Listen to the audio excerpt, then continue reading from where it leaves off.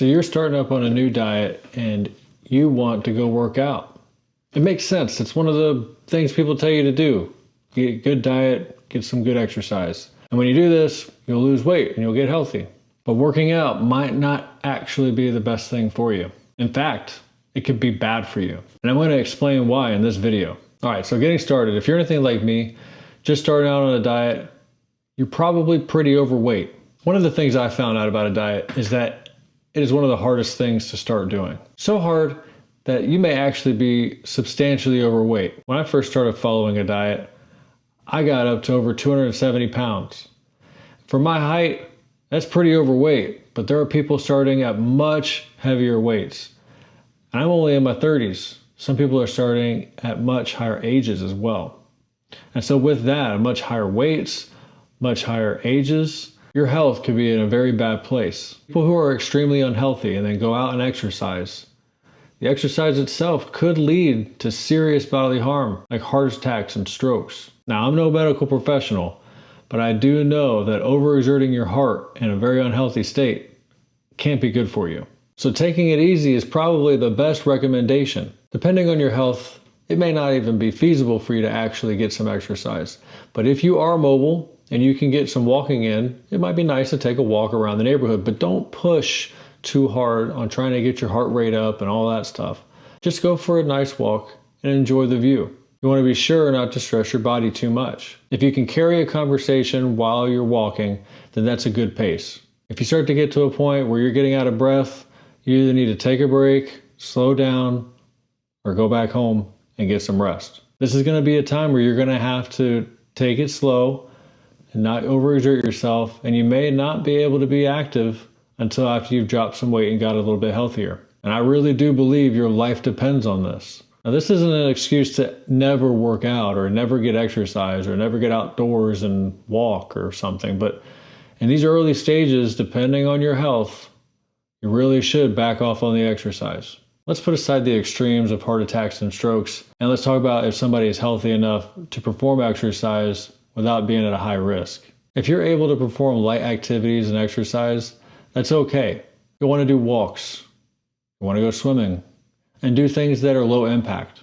You don't want to start off doing high intense exercises, especially if it's been a while since you've exercised. For me, I've been out of the military for over 10 years.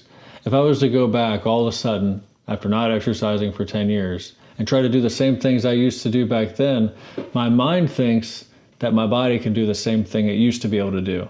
But my body does not have the same flexibility, it doesn't have the same range of motion, it doesn't have the same muscle memory, and I could really end up hurting myself by just pulling a muscle. It happens pretty often to like high school athletes or college athletes after they go some time and then they want to go back and participate in competitive community sports. Their body doesn't do what it used to do, but they still remember having that skill set. And you don't want to do something like that, because what will happen is you'll get to exercising more intensely than you should, and you'll pull a muscle, and then you'll be on the couch having to recover and not getting any exercise at all. Even after you do get into a good physical shape and you're able to do more intense exercises, and you lift weights or bicycle or whatever it is that you find enjoyable, you still run a risk of accidents. Exercise can be dangerous, not just for the unhealthy, but even the healthy. You have a much higher chance of getting hit by a car when you're out running on the road than you are if you're just sitting on the couch. I know I'm saying that to be facetious, but it's true.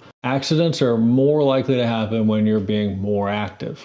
So you do have to be very cautious and safe to make sure that you're doing everything you can to keep yourself from having an accident. We don't want to be traveling down the road at 20, 30 miles an hour on a bicycle just to find ourselves falling off the bike and hitting our head on the road.